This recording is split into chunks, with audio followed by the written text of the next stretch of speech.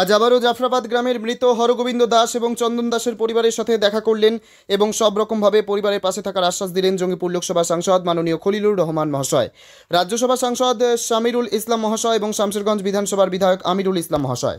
জঙ্গিপুর থেকে তরিকুল শেখের report, Jangipur TV.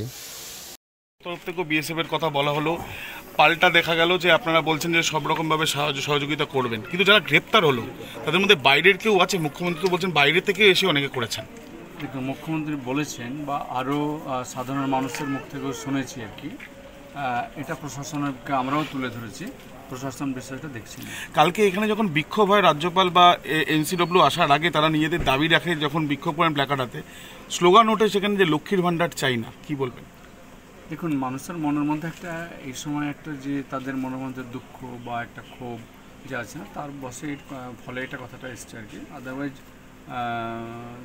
আমাদের যে রাজ্য সরকার প্রতিটি পরিবারের পাশে ছিল, আছে এবং আগামী দিনেও থাকবে।